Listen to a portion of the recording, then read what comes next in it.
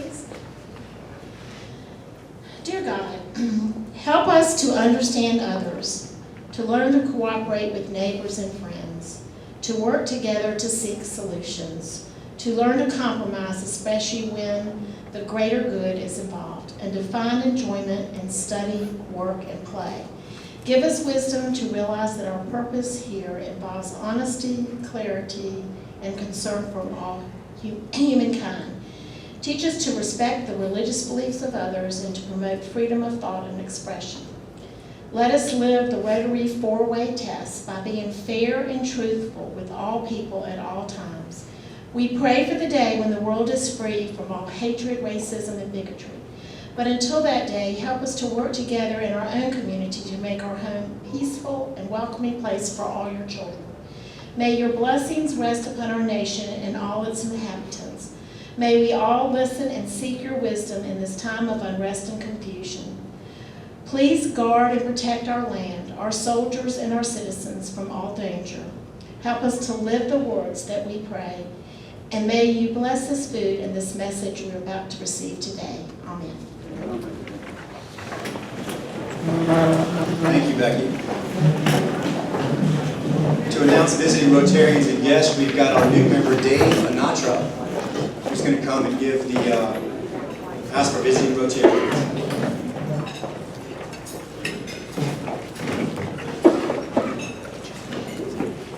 Thank you, President Mason. We have Joe Wilson of the West Metro.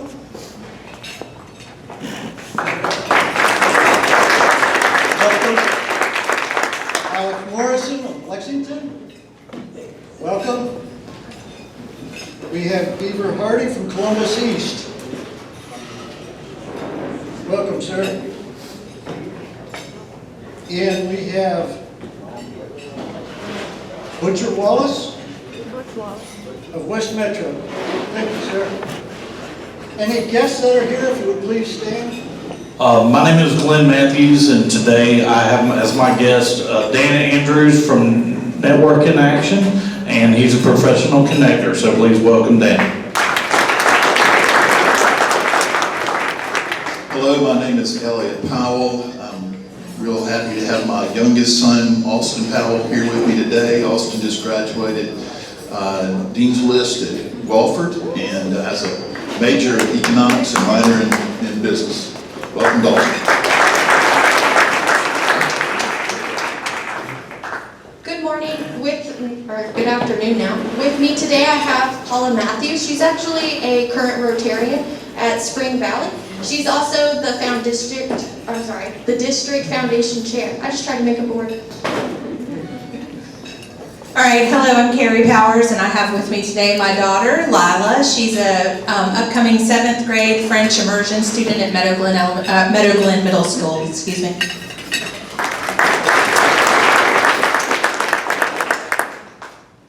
I'm Nicholas Beasley. I have my son, Andrew Beasley, here with me. He comes when famous people are with us. He heard Beaver Hardy was coming.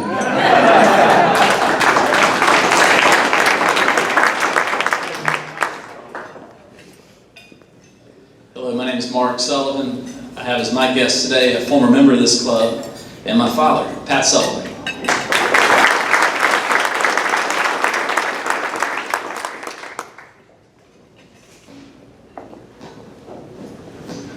Hello, my name is Wayne Cannon, and I have today as my guest the Executive Director of the South Carolina Optometric Physicians Association, Jackie Rivers.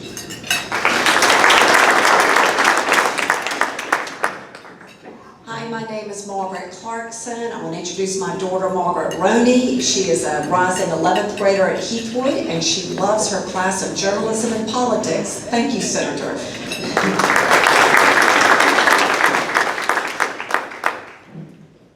Thank you, everybody.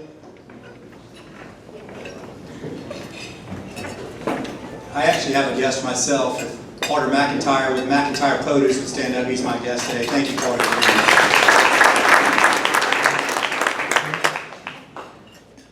Next we'll have Health and Happiness with Cynthia Giles. Cynthia.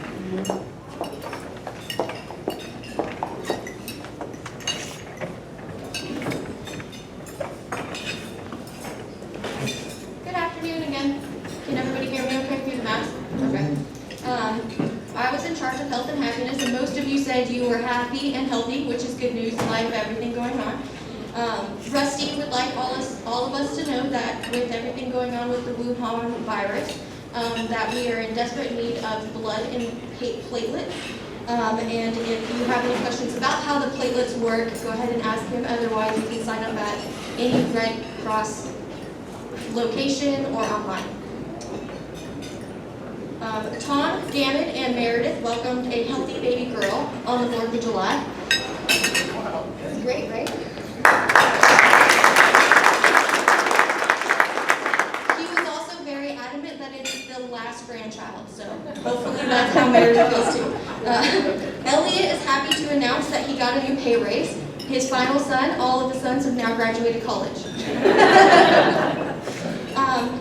Mike Hardy, Cameron, his wife Cameron, had a tumor removed on her neck last week, and so far so good.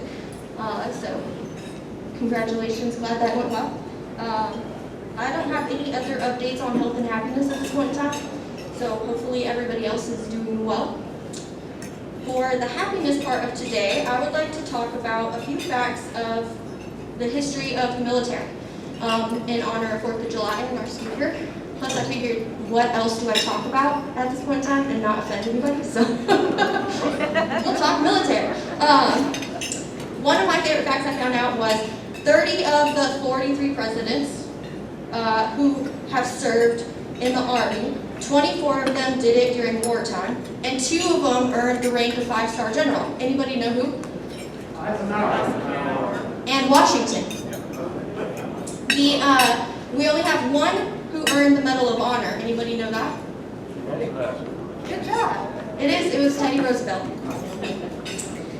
Less than 28% of all Americans between the ages of 17 and 23 are qualified for military service. That's 1 in 4. That's actually really low. I didn't expect that.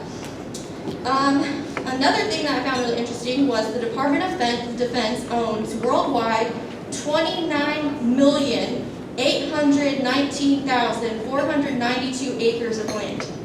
That is a crazy amount of land for us to own worldwide.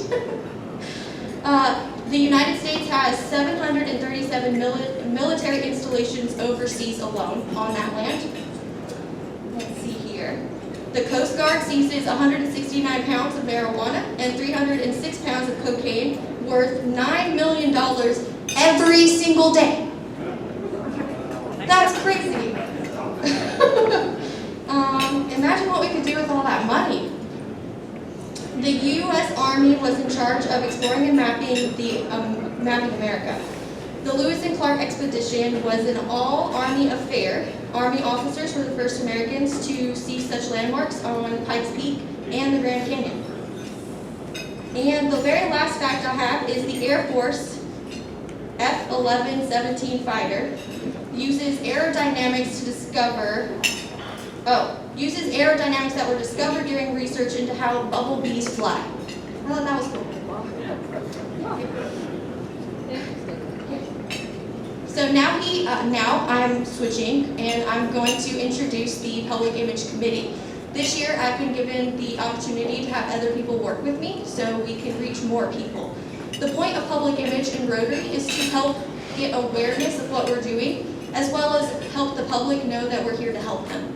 I've been doing Public Image for a while, and I'm sure you guys have heard enough about me, but I have the pleasure of introducing 2 more people if they would like to come up today. I would like to invite Kishore and Kate. Kishore is my co-chair this year. He's also the club photographer, so I would like you guys to meet Kishore. And Kate is going to be in charge with our district communication, as well as handling all press releases to Rotary International. They're going to introduce themselves right now.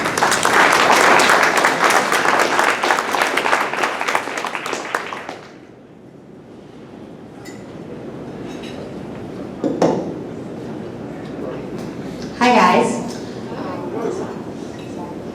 Okay, so I joined here I think about over a year ago, a little less than a year ago maybe. So I'm originally from Maine. I've been in South Carolina for 6 years.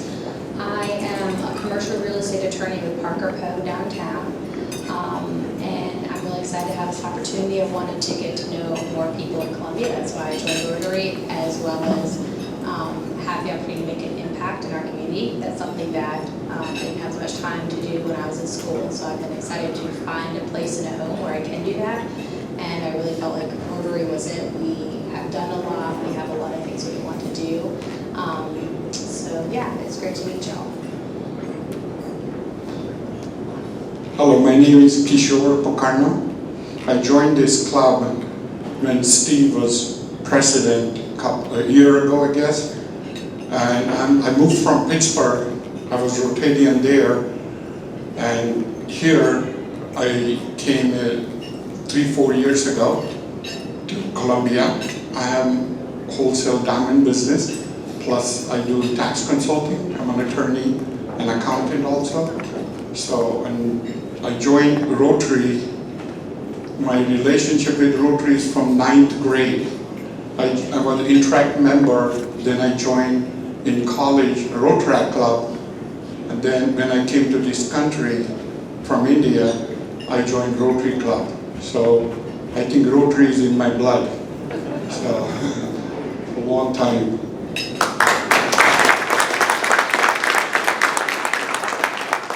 I thank all of you for listening to me right now, and thank you both for joining me on the committee. And hopefully this is going to be a very huge year for us, despite everything going on. Thank you, Mason.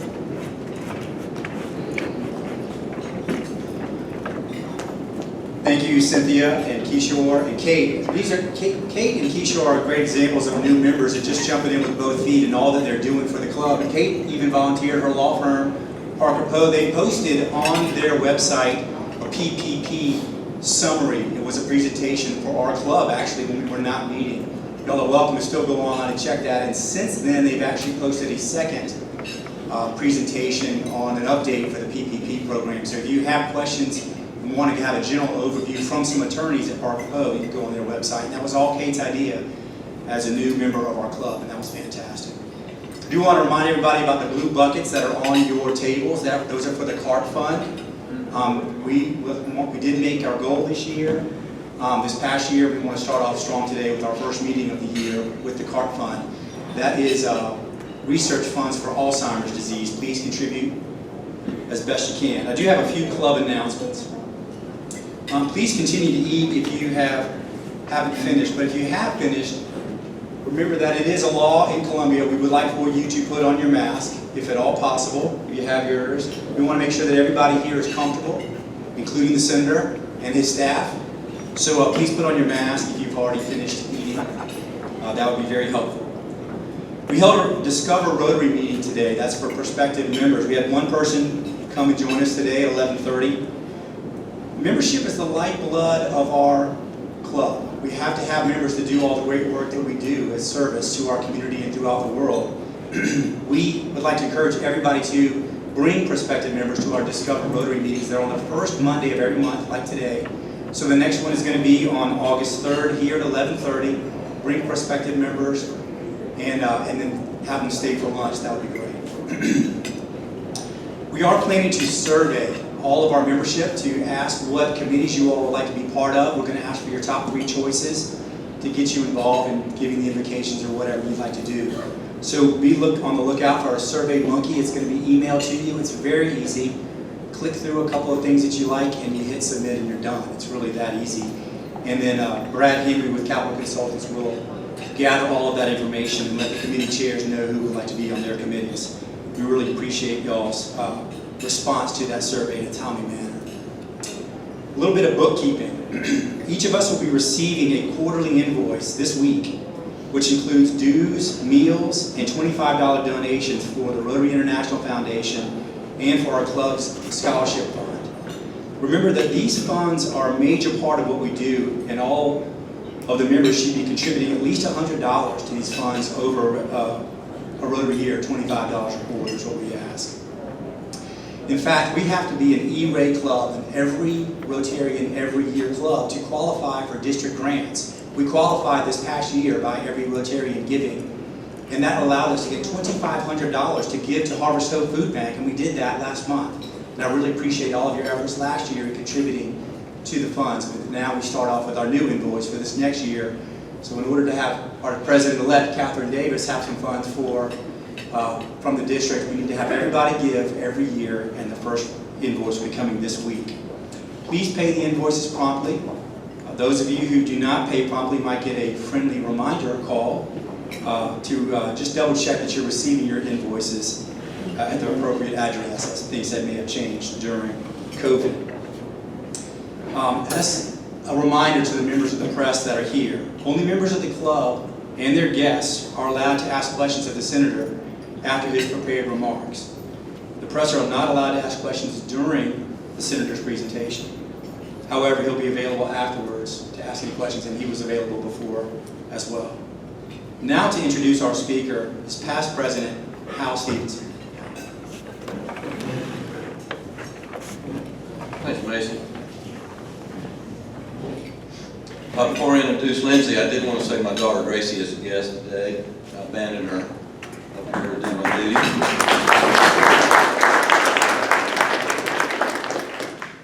Nothing personal. It's my privilege to introduce Senator Lindsey Graham.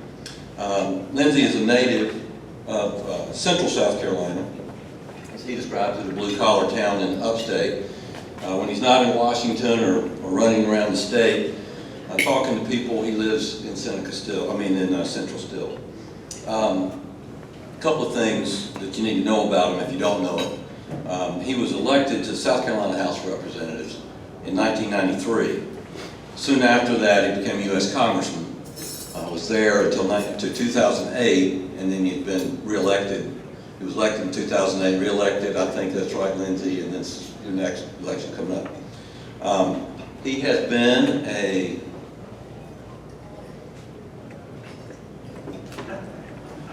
big advocate for the military all his career. He has served as a lawyer in the Armed Forces as a full-time lawyer.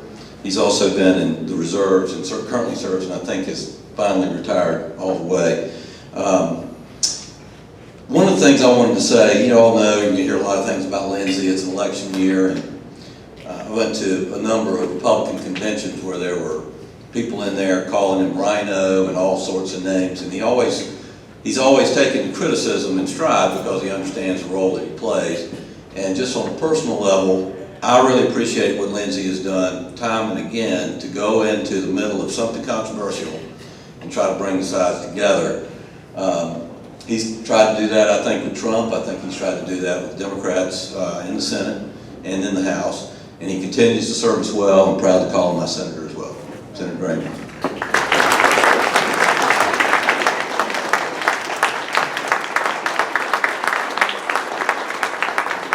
Thank you.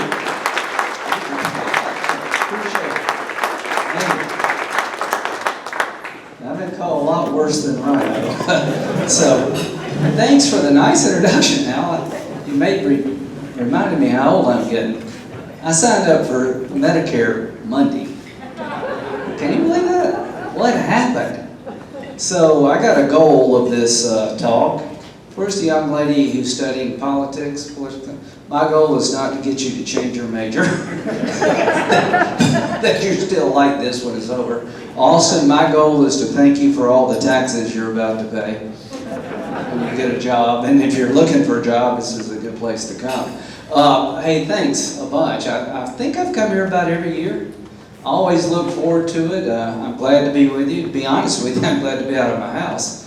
And, you know, the Rotary is sort of like the solution to most problems, sort of the whole idea of Rotary. And we got some special guests here today. Congressman Wilson. Joe, stand up. How you doing, Joe? Give Joe a round.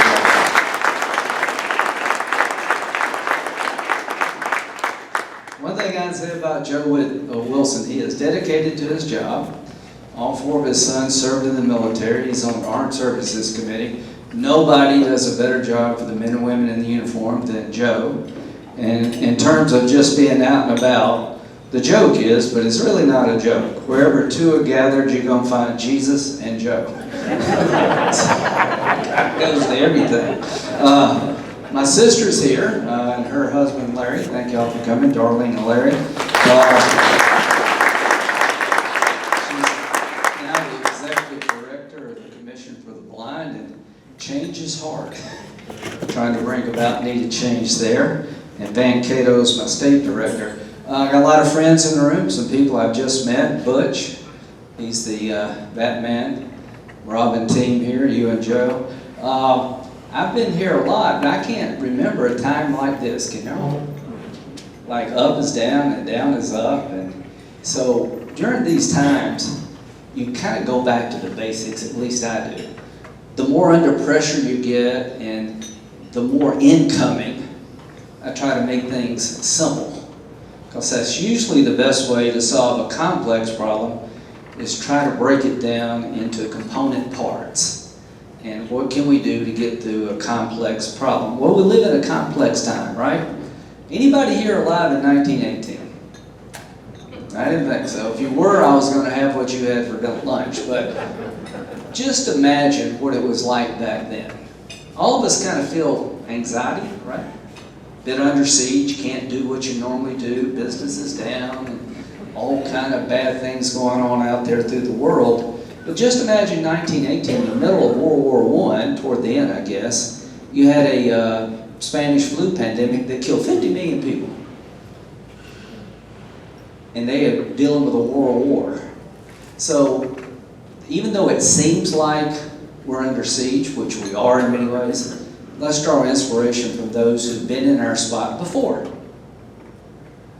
Very seldom does anything happen that hasn't happened before. The question is, how does each generation handle that? So the first thing we got to do is figure out what to put in phase 4 of the economic stimulus package. How many of you believe we need a phase 4 to help the economy? I do.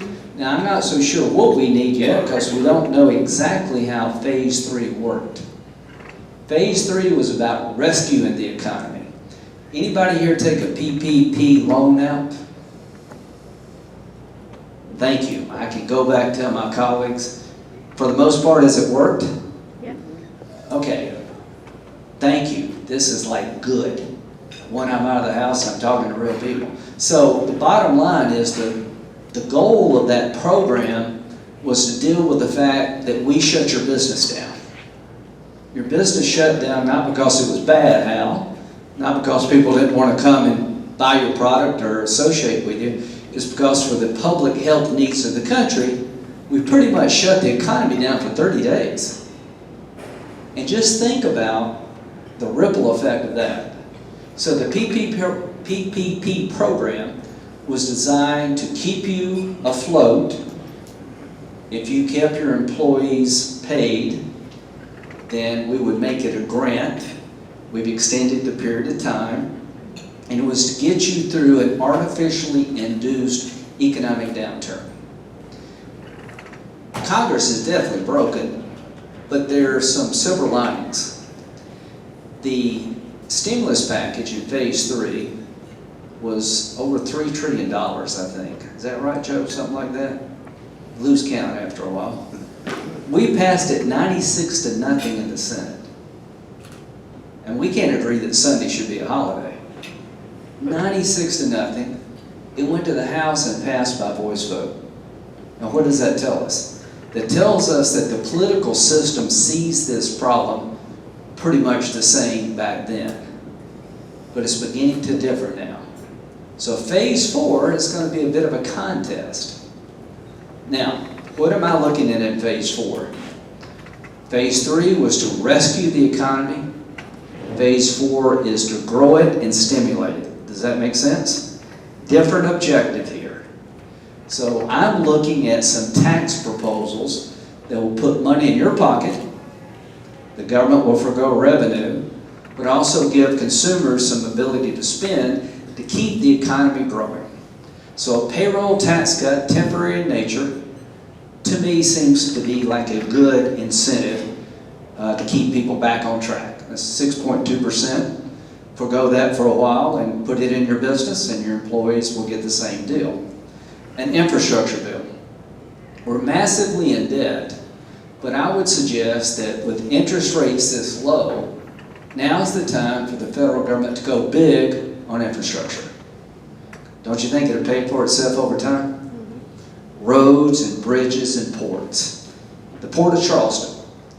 About 1 in 7 jobs in the state is connected to the Port of Charleston.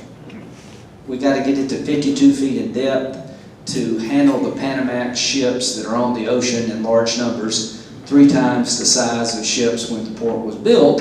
If you don't deepen the port, it can't accept the new cargo ships. And the goal is to come to Charleston 24 hours a day, 7 days a week, Joe, not depending on the tides. You have a port deep enough to deal with these big ships.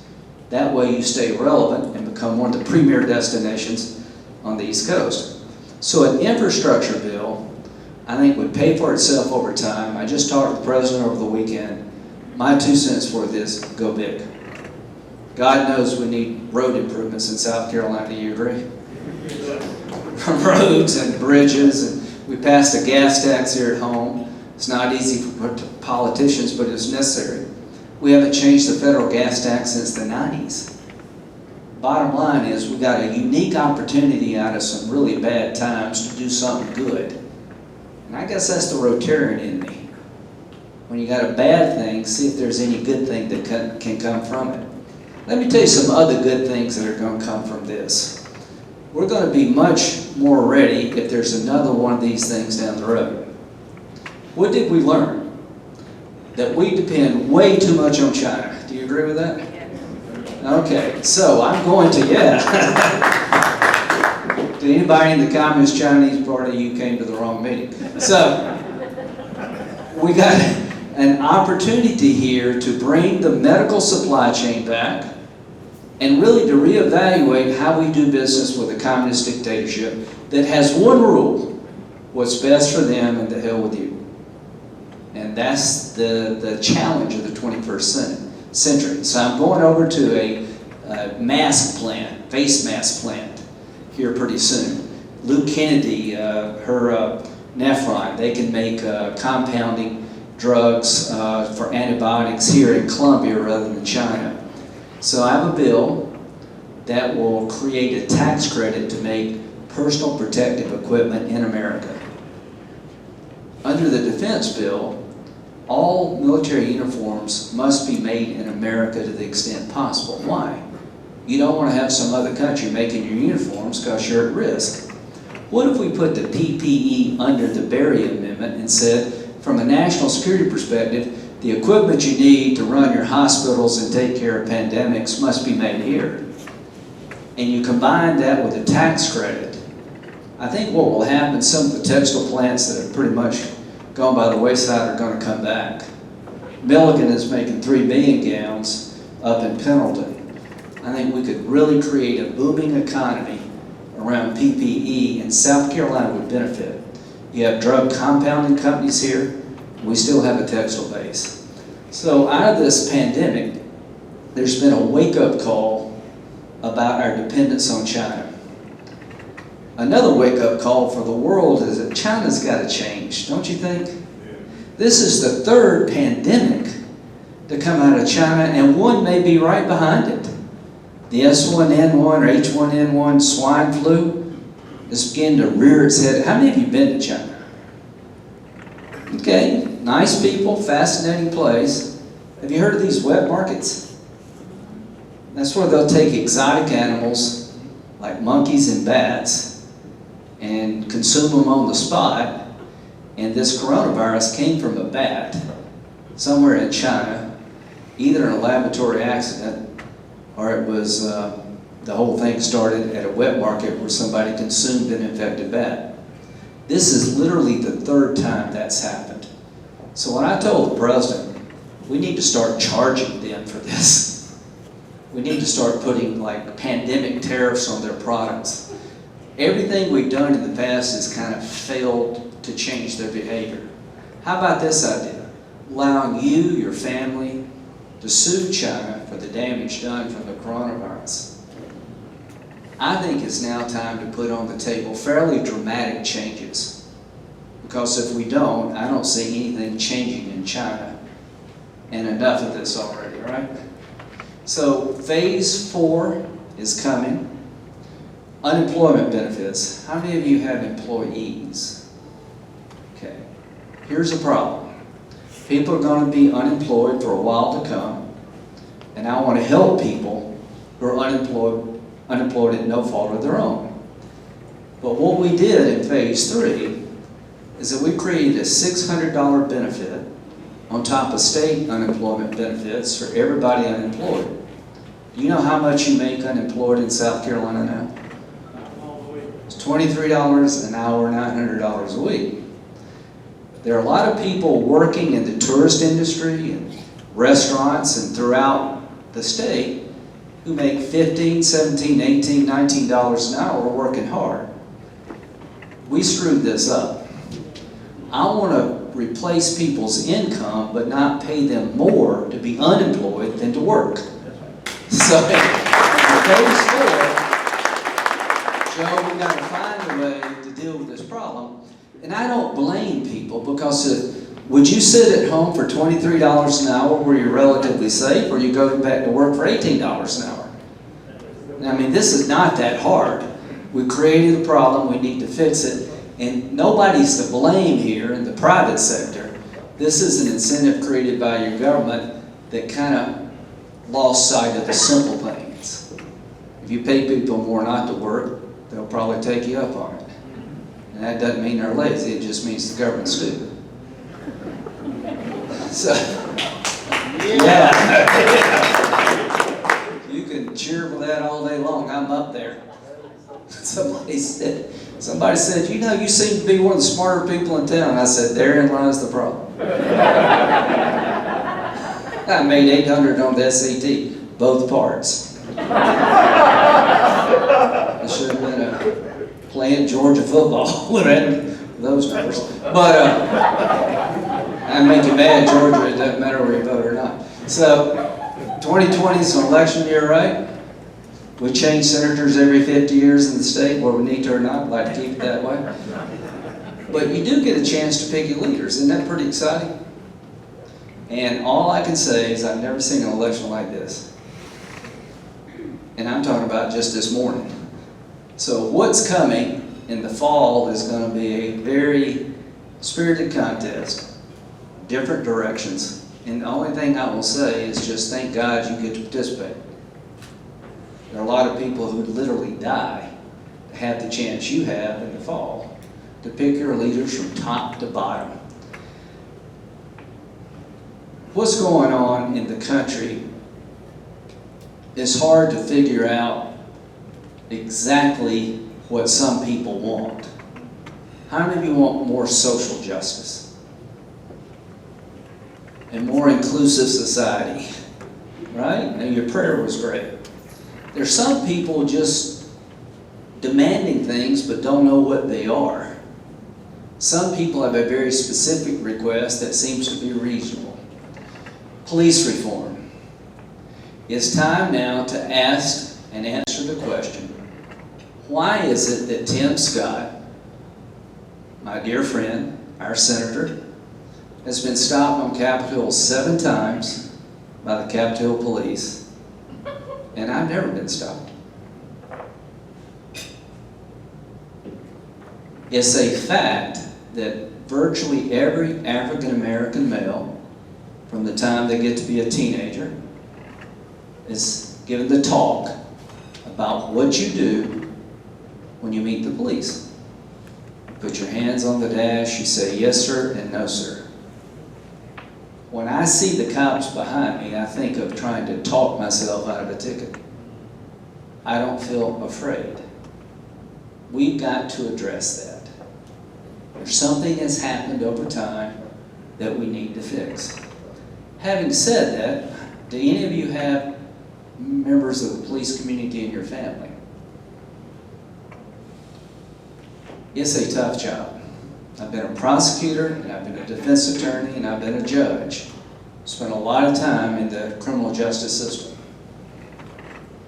We take a lot for granted. When you pick up the phone and dial 911, you expect somebody to come, right? Never lose sight of the fact that law and order is the underpinning of economic opportunity and individual advancement. I have traveled the world with Joe and many others, and I can show you places where there are no cops and the judicial system doesn't exist, and everybody owns a lot of guns. You don't want to live there. So Senator Scott put himself out there to try to bring the Senate together around a package of reforms that would make policing more just, but at the same time recognize the need for law enforcement. It is a dangerous job. While you're asleep, our police officers stop people in the middle of the night walking up to a car on a dark road and have no idea who's in that car. So we can do both. Senator Scott said it's not a binary choice to support people of color and support the police. You have to do both. What to leave up, what to take down, and what are the right names to honor. Complicated? A discussion worth having? I'll end with this and take some questions. The beauty of America compared to other places, in my view, is that it's always been centered around the individual, not a royal family, not a dictator's family, not the government. The whole concept of America was to break away from the king and have the ability to criticize and worship and live free of the intimidation that comes with having a king or a desperate ruler. Now, where do we start and where are we today? When we first started, the individual that mattered was a white male. Women were not allowed to vote in this country until 100 years ago. African Americans were considered to be property. The point I'm trying to make is, as long as we focus on the individual as being an important part of America, change will come. Because every generation has done their part to advance the cause. Because the more we have to talk about each other as individuals, the more change will occur. I've traveled the world a bunch. Countries that are religiously based, where there's only one religion, you'll never be any better than the dictates of that religion will allow you to be. Countries run by strong men, you're never any better than they allow you to be, and when you get to be a threat, there is no process for you. Should we rename Tillman Hall? Makes sense to me. Should we look at everything anew? Yes. But through this prism, that the times in which you live matter. Do you believe that we're all, to some extent, the product of our environment? So don't judge somebody in 1820 by what happened by the standards of 2020. Judge based on more than a single factor. Robert E. Lee led the rebellion, lost his citizenship. I understand that part of his legacy, not something to be embraced. But Robert E. Lee also said, when the South was defeated and surrendered, lay down your weapons, go back to your homes, and be a good citizen. So all I ask is that we reevaluate and look at the past, remember what we're trying to achieve. Not name buildings after perfect people, but honor those who, on the whole, made it better, even though they were wrong a lot. Does that sound like anybody you know? All of us are wrong a lot, but to the extent you're trying to make it better, that's a good thing. I don't know where all this goes. I just know that if we do it right, we'll be better for it. But I'll end on one cautionary note. Freedom without responsibility is chaos. We can pass laws about wearing a mask, but you have to choose to wear one. Because we're not going to give everybody in South Carolina a ticket if they don't. You've got to use good common sense to help yourself and your neighbor. In a free society, there is no substitute for individual responsibility. And what I hope comes out of this, that we'll be a more responsible community and state, that we will responsibly change police behavior to make everybody feel comfortable who lives in our state so they don't have to worry if the cops pull up behind them. That seems to be something we can do and should do. But the one thing I will fight as long as I'm in this business, have a voice, is the idea that America's bad. America is good. America represents the best hope of mankind. Thank you very much.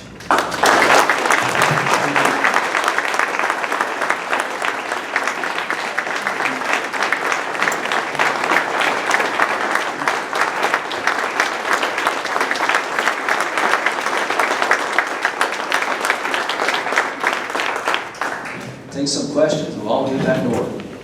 Yes, sir. Thank you, Senator Graham. I just want to say this. I voted for Trump last time. I'll vote for him this time. I am not a registered Republican. I like to think I'm independent. I'm not a swing voter. I am concerned, though, when I see him do things that just seem to be flat out bonehead. For a guy that claims to be a Presbyterian. You sound like Melania here. He claims to be a Presbyterian. He doesn't close his eyes much when prayers are taking place. He gets a Bible and walks across the street. Those seem to be simple things that my 19-year-old could avoid doing. But when I see the President of the United States doing, and I see somebody who needs to bring the country together, I just say, please, could I have 15 minutes? I know guys like you and your colleagues behind the scenes, I'd like to say, hey, have you thought about this? Who does he listen to? All right. As soon as I solve this problem, we're going to go to time travel. Matter of fact, I should start with time travel. I might. So how many of you agree that Donald Trump is different? So I would ask you to look at what he does, not just what he says, but it's okay to evaluate what he says and how he says it. So the president ran as a disruptor, and I think he can say he's done his part. The bottom line is we're used to a certain aura around the presidency. Do you agree? The one thing I can say in his defense, I've never known anybody in politics from the time they get up to the time they go to bed, so many people want to destroy them. That eventually takes a toll on you. So law and order, yes. Law and order, yes. To those who want to tear down our culture and hate the idea of America, I hope you do go to jail. To those who believe we can and should do better and insist we do, I'm hearing you. NASCAR. Anybody see the tweets today? Have you ever been to a NASCAR race? How many of you have been to a NASCAR race? I've been going to NASCAR races since I was 5 or 6 years old. What's NASCAR trying to do? Grow the sport. If you want to fly the Confederate flag, you have absolutely every right to fly it. It means to you whatever you want it to mean. How many of you would fly the Confederate flag in front of your business? Why? It's bad for business. It's a symbol to many people of hate, right? So when NASCAR said, would you please park the flag in the parking lot and don't bring it into the venue, they're making a business decision that I, quite frankly, applaud. Bubba Watson. NASCAR is a God, guns, and guts sport. The NASCAR fan base is overwhelmingly white, a lot of rural, good, hard-working people I grew up with. The noose was nothing meant by it, but put yourself in Bubba Wallace's shoes, where he's worried about something bad happening to him every day. Does that make sense? So I guess the point I'm trying to make is I wish the president would understand that Bubba has nothing to apologize for. What made me feel good was that all the stock car drivers got right behind Bubba and said, if this was meant towards you, Bubba, we got your back. So the president is 70-something years, 4 years old. He's going to be himself, but can he be better? Yes. Does he need to be? Yes. But I'll say this on his behalf. If you believe in a strong military, we got one. If you believe we should destroy the caliphate, we did. If you believe the economy is best served with entrepreneurial policies, we had them. If you want to help African Americans improve their life economically, we did. There's going to be a lot of issues beyond tone, but tone is important.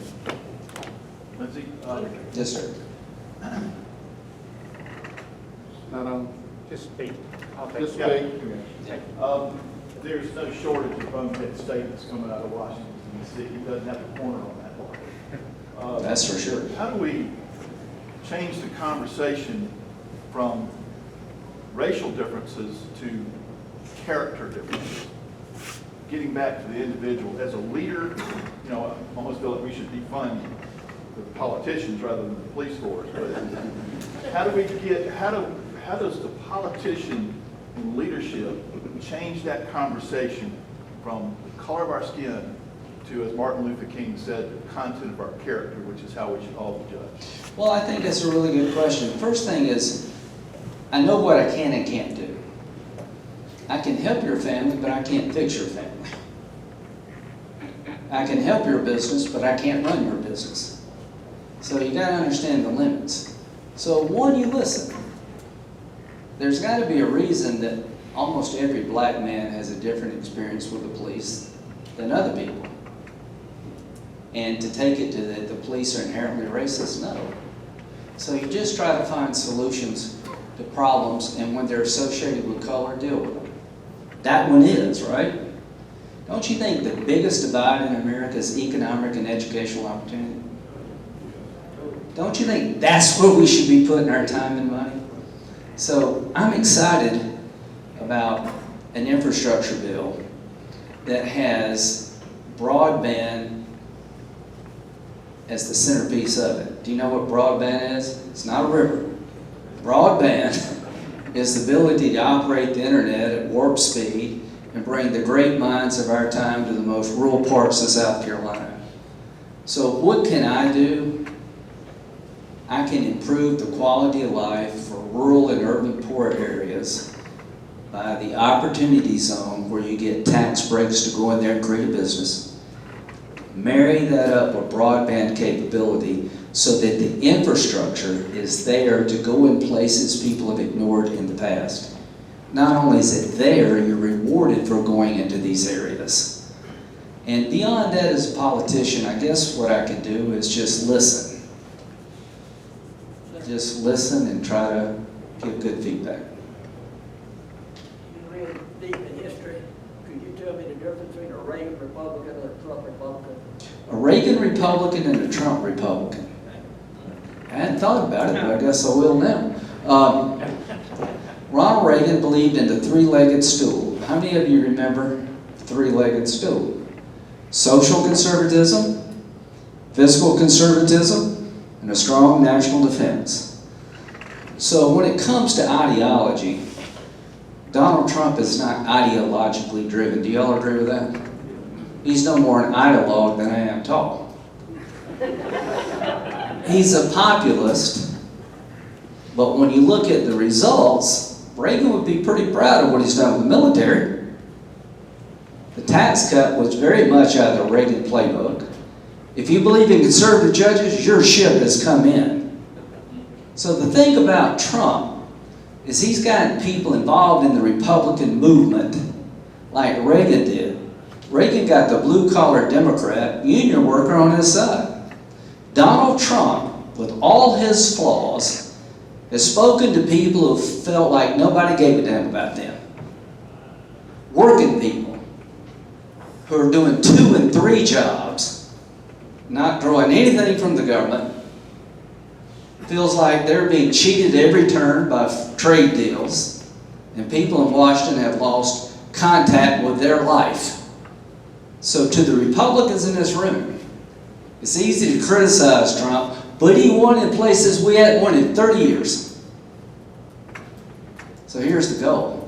Keep those hardworking people in our corner. Expand the demographics. African American income was at the highest it's been in decades. Same with Hispanics. And that will pay dividends over time. Focus on people's lives, and guess what? Your party will grow. The problem with the president, there's an old saying in the Mideast, you don't have to kick every barking dog when the caravan goes by. Just turn it down a notch. What do you think is going to happen in Hong Kong when you worry about China? Okay, I was hoping somebody would ask me that. All I can tell you is that when there's discord at home, it invites aggression abroad. Does that make sense? When we're fighting each other, our enemies take notice. It's no accident, in my view, that they made a run on Hong Kong during the middle of a very contentious presidential election. They lost face with the coronavirus. It started in China and they lied to us. They saw an opening here. The commodities coming out of Hong Kong lower prices for the entire world. 53 nations in the Human Rights Commission accepted China's national security law applied to Hong Kong. China is buying the UN as I speak. So, watch what happens. We passed the Hong Kong Freedom Act, but I told the president, this is a defining moment in your presidency. They will stop if the price is high enough. And we need to put tariffs on the table. We need to join with Great Britain to let the people of Hong Kong have choices they don't have today. And what's so dangerous about this? The rule of law keeps us from being in a constant state of war. The Chinese Communist Party signed a deal with the British government to allow Hong Kong to operate separately until the middle of this century, and they broke that deal. That is the big problem for the world. If you let China get away with it, there's going to be more and more. I worry about Putin. These are tough times. Last question. Yeah, Senator, thank you. Morning, I'm John Durst with the Restaurant Lodging Association. It's good to see you again. I want first to thank you and Congressman Wilson for your leadership and also especially for your support of our industry during these times. You alluded to phase 4. What is the outlook from your perspective of the possibility of 501c6s being included in Really phase good. 4? So 501c4s were included in terms of the PPP, but like chamber boards, not. I think we're going to correct that problem. Tim Scott's on finance, and we get a lot of input about people we left behind. So Tim and I will do everything we can to broaden the aperture and make sure that the 501c6s and 7s are included. So let's just wrap up right here. Hong Kong, how many of you think it matters to us what happens in Hong Kong? Boy, did I come to the right place. I'll ask that question, half the people won't raise their hand. So the bottom line is we're a global economy where we want to be or not. And we're all interconnected. But there is no substitute for the United States of America. The European Union is not going to get China to change. The European Union can't decide anything coherently. They're a group of people with different governing models, different life experiences that are unable to be a coherent voice. What makes us different? We're all from somewhere else unless you're Native American. We're a different group of people with different life experience, different ancestries, united around ideas, not lines of blood. Here's what I think. I think those ideas are the best hope for mankind. And 90% of us believe that free enterprise is better than socialism. 90% of us believe the rule of law should trump the rule of the mob. So the bottom line for me is that if we don't let China understand there will be a price to pay to destroy Hong Kong as we know it, then all hell's going to break loose in this world. The good news for us is that they need us a lot more than we need them. We focus on what's wrong with America after having traveled from one end of the globe to the other. Never bet against America. Thank you.